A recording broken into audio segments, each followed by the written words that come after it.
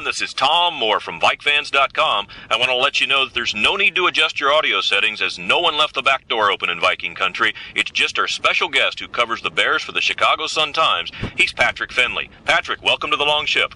Hey, Tom, how are you? I'm doing great. I understand you've been enjoying a life of living in the dorm for the last couple days. Yeah, I was going to say, it's a little Spartan, and it's not really all that different from the dorm I lived in at the University of Missouri a long time ago, and I think that probably says something about my maturity level. Is the food any better, at least? It is. We had lunch at the training table with parachutes, so that's good, and we've found 3 or 4 decent restaurants, so we can get by.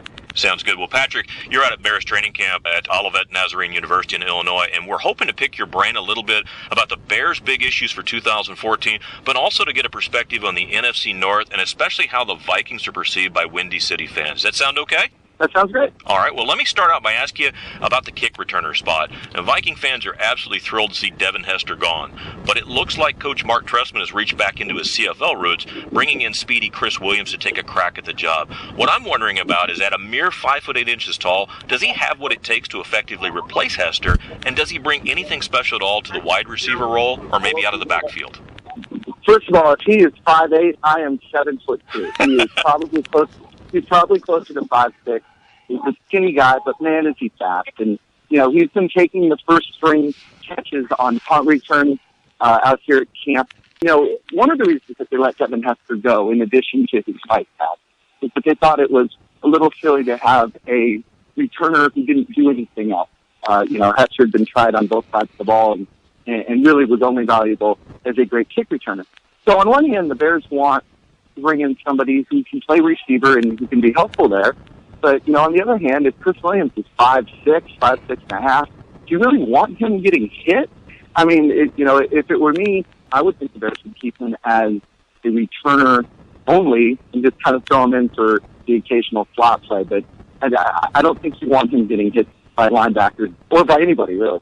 Yeah, fair enough. Well, with all the receiving options that you have in Chicago, you noted this weekend that Mark Trestman still views the Bear offense as going through running back Matt Forte. How reliant do you expect the Bears to be this year on Forte, or will they ease up a bit on his workload?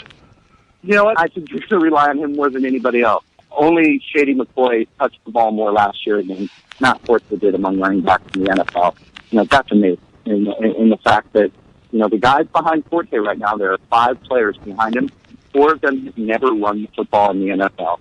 And the 5th is Sean Drone, who kicked around the league for a couple of years. Mm-hmm. And I don't think anybody's going to make any Hall of Fame arguments for him. So Forte is important for 2 reasons. Number one, they're going to use him and use him a lot. And number 2, if something were to happen to him, it is a big grab bag behind him. And it's probably Kadeem Carey, who was a 4th-round draft pick. Probably he's the backup, but nobody's really sure because none of these guys have really ever done anything. And we've got some of the same problems in Minnesota. Obviously, you've got Adrian Peterson, but if he goes down, you've got really a little-tested Matt Asiata. But I think the big benefit in Chicago is Matt Forte is really a 3-down back. And I know Norv Turner in Minnesota is working on Peterson to try to get him on the field in 3rd downs. But, how important is that blocking that Matt Forte brings to the offense? He's just really good at almost every facet of the game. I know that sometimes that doesn't get praised enough in the league, in the world of fantasy football, people seem to like a guy who scores 3 touchdowns in a game more than a guy who ends up with 120 yards combined from scrimmage and, can pass block and all of that. But it's key. The other thing is if you've got Kadeem Carey, who's a rookie playing behind Forte, can he block? Can he pick up a blitzer? Because if he doesn't, and if Jay Cutler gets killed, Jay Cutler's health is the most important thing this season. And the Bears know that. No doubt. Now, obviously, you can tell Matt that the way he can gauge his importance to the team is how much Viking fans hate him. We don't like him a lot, and we're not real hot on Brandon Marshall either.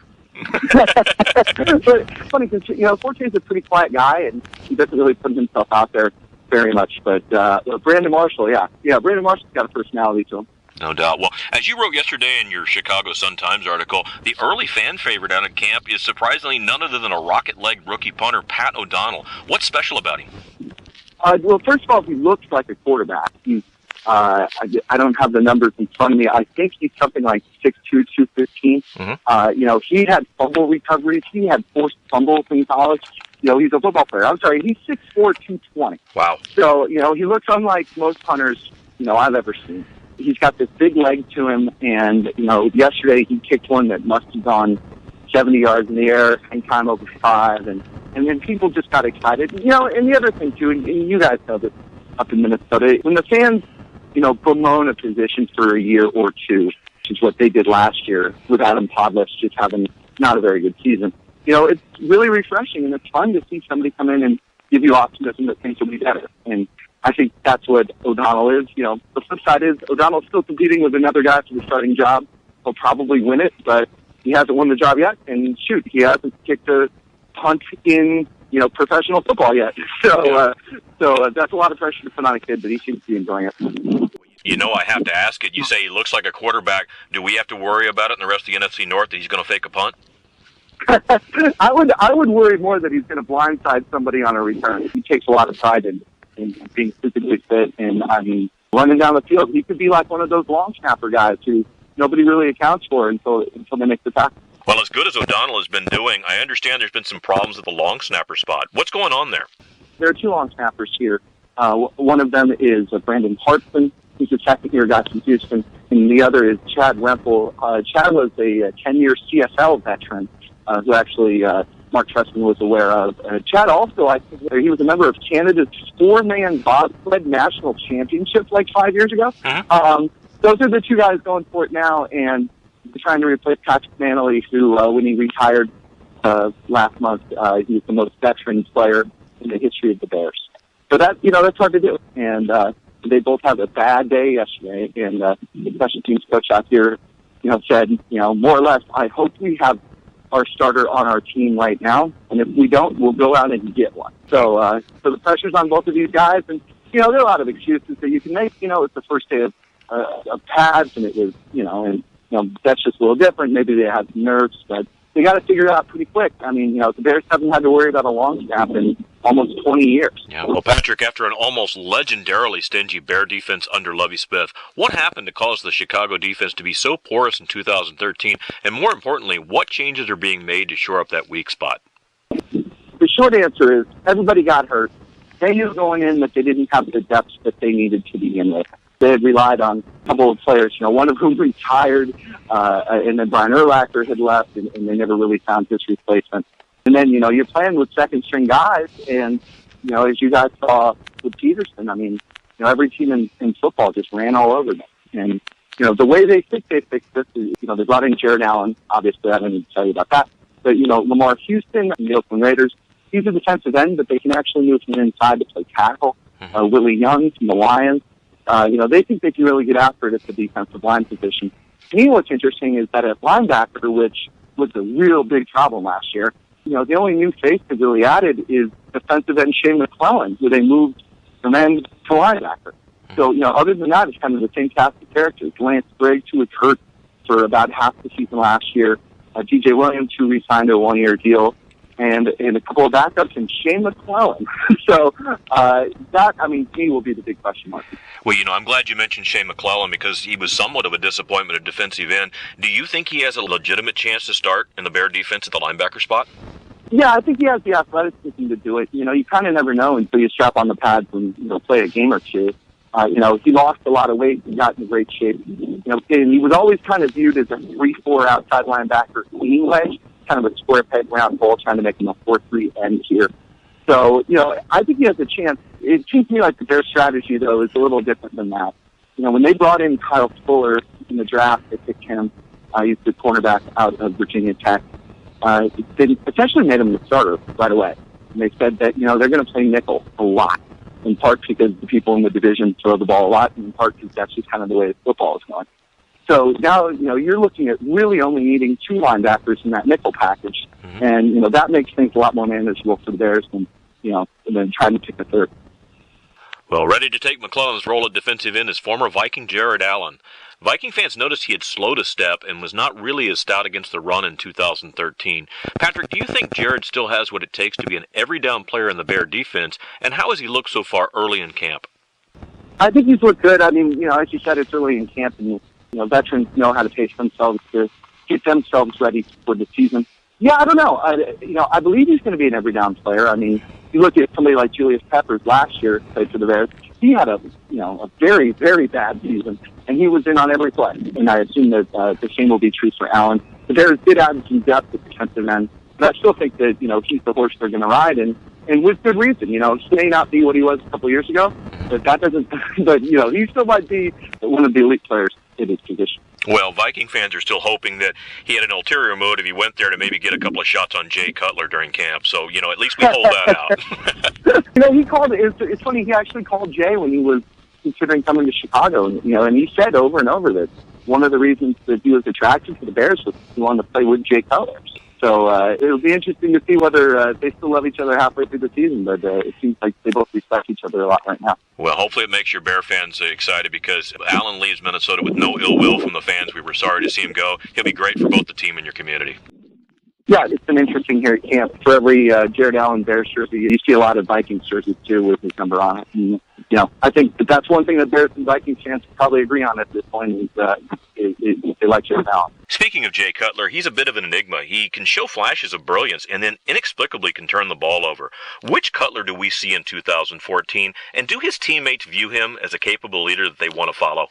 Yeah, I think they do. The Jay Cutler enigma thing, we talked about that a lot here, but, you forget, he's been in the league a long time. He kind of is who he is at this point, I think.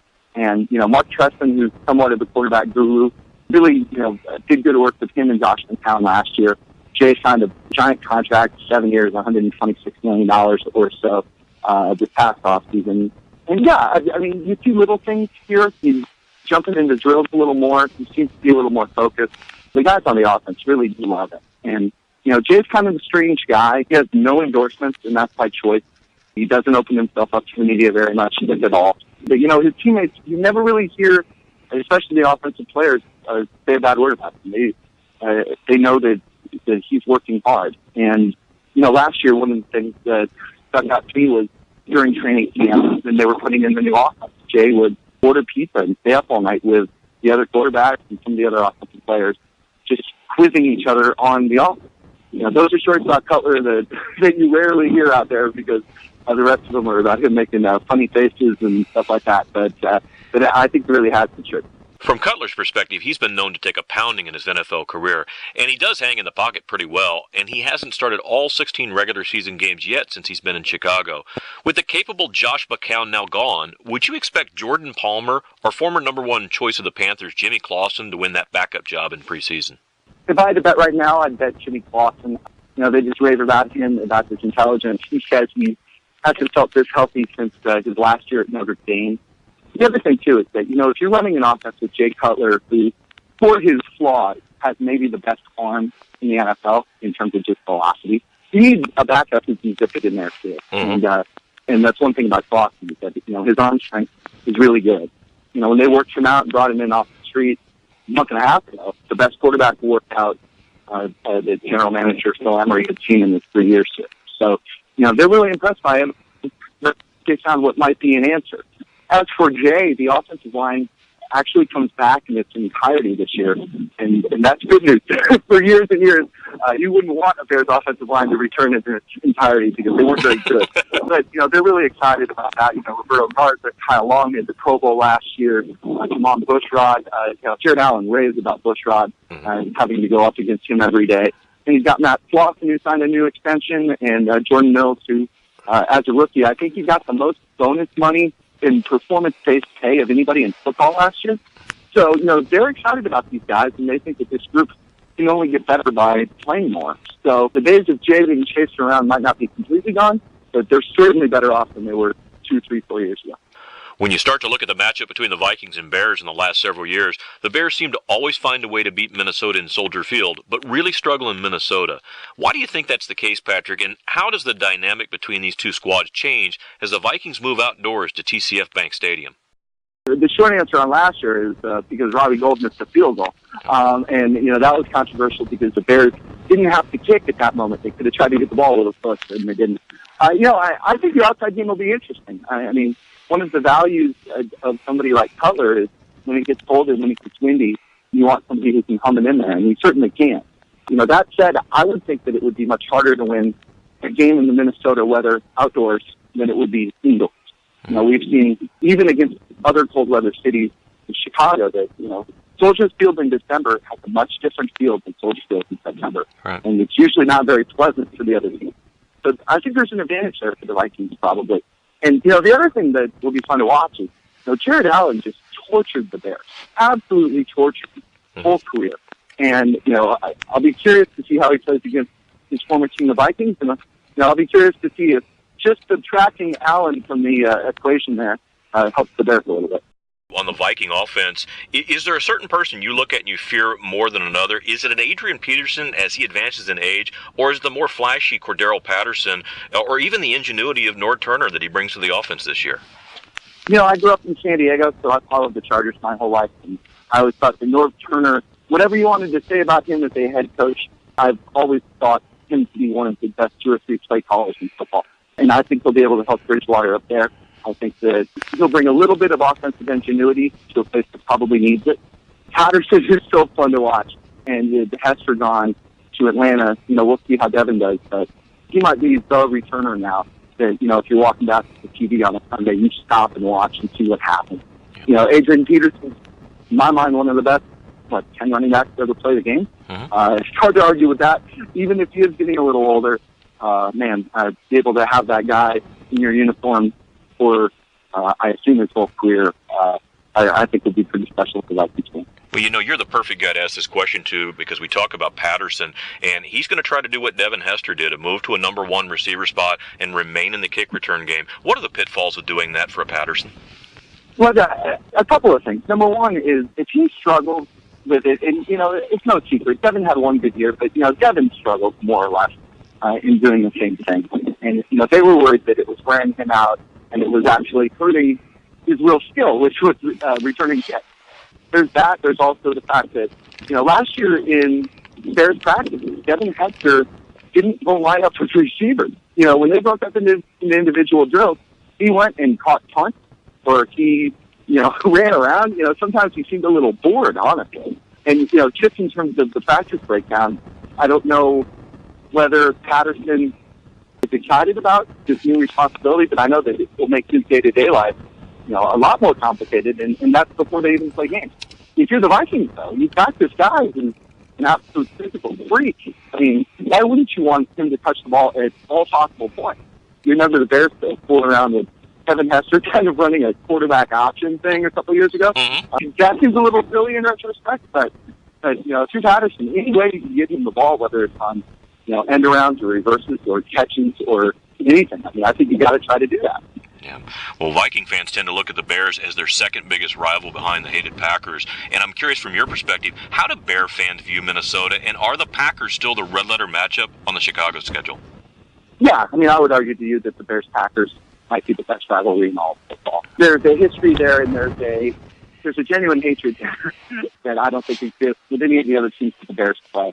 Funny, I'm here at camp. I'm just walking past the this little mascot tent where the Bears, Staley the Bear, lives. And, there's a sign out front that says no Cheeseheads allowed. You don't get a no Vikings allowed or no Lions allowed. Right. So, no, the Packers are by far the rivalry for them. And it's interesting with the Vikings. With Jared Allen there, you have some fun moments. But, Jared and Jay Cutler, now they're having conversations on the same team. And, when you look at the Lions, I mean, the Lions have Ndamukong Suh, who love him or hate him. He probably inspires a lot of vitriol from the people they play. So, I would say the Vikings are probably on that second tier, maybe alongside the Lions, depending on whether or not Suh says something stupid that week or not. Yeah. Well, obviously we talk about the Packers, and from what you've seen, what do you think it's going to take to unseat the Packers as the NFC North champions?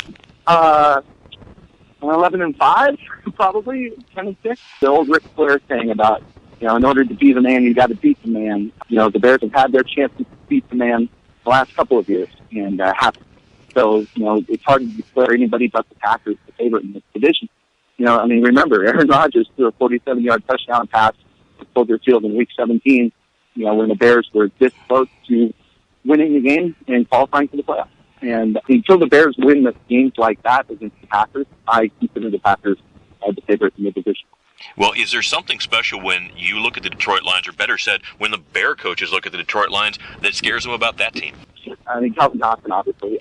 We're watching Kyle Fuller here go some cornerback drills, and he's going one-on-one with Brandon Marshall and with Alshon Jeffrey, and those guys are veterans, and those guys are big guys, and they're getting the best of Fuller. And the thought around here is you want Kyle Fuller to learn those lessons today, and not in October with Megatron running like past him.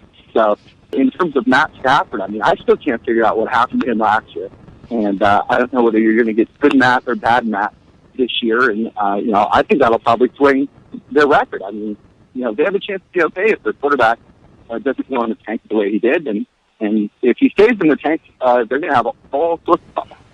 Well, as we close out our conversation today, Patrick, and as an advance warning, depending upon how your following answer on the Vikings goes, I can't guarantee your safety on the long ship. But based on what you see going into camp for these teams, how would you predict to finish in the NFC North in 2014? Oh, you're not going to like it, probably. I'd probably go Packers, Bears, Lions, Vikings. Vikings really do want to bring along a quarterback, maybe mid-season for the end of the season. I don't think that'll do any wonders for their win-loss record. I think they're in a little bit of a rebuild right now. But, the Vikings fans I've talked to and people who follow the team I've talked to seem to know that. And I think that's half the battle with your fan base. When you know that you might have something special, a quarterback that it might take a year or two, I think that's a risk that, most fans in the NFL are willing to take, because it's so hard to find a great quarterback that, you got to develop one, and there's some pain and frustration and bad things that come with that in the short term. And I'm afraid the Vikings might be about ready to experience that. And by the way, so you don't worry about you getting attacked as soon as you get done with the interview. In general, I think fans are like, if they can be somewhere between 7-9, 8-8, 9-7, making the improvements, we know we're not going to probably win this division unless something really breaks our way. So they're okay with that. And I think, like you said, they're really looking for, let's stabilize the defense, let's try to figure out an answer at quarterback. Yeah, and I think 500 is a good goal for them. When you can run the ball, you always have a chance, and you guys certainly run the ball. So that's how I put it. Like I said, I think that the Lions are an interesting case too, because they have some pretty established stars, and they just haven't seemed to put it together ever. So it's hard for me to give them the benefit of the doubt too. Yeah, well, obviously you picked the Packers to win the division. Do you see the Bears as a wild card team? Yes, I do. Yeah, I think the Bears are 10-6 or 11-5. I wouldn't be surprised if the Bears, edged out the Packers in the division. Health is always a question mark for every team. If you look at it now, all 11 starters are back on offense for the Bears. On defense, they believe they've gotten a whole lot better. They believe they have an edge to them now. And, if the Bears had just had a league average defense last year, it would have been a really good football team. Yeah. So if they can just get there now, I think Jay Cutler, assuming he's healthy, and their receivers, I think that they can carry them pretty far. Well, most Viking fans will not be too upset if they can't win the division. As long as the Packers don't, we tend to be a little bit happier at night when we go to bed. Yeah, it is. I think, for all of this smack talking that Bears fans had to listen to all offseason about, the Packers snatching the playoffs away from them, I'm sure the Bears would be thrilled if they got to do the same to the Packers this year. Well, Patrick, I really appreciate you taking the time to look around into a purple wonderland and talk to the Viking fans today and really help us understand what we're up against in Chicago and really the rest of the NFC North. And as a reminder to our listeners, you can stay up to date with all that's happening in Bear territory by following Patrick's regular articles in the Chicago Sun-Times at suntimes.com or on Twitter at Patrick Finley. Patrick, again, thanks for taking the time to talk to VikeFans.com today.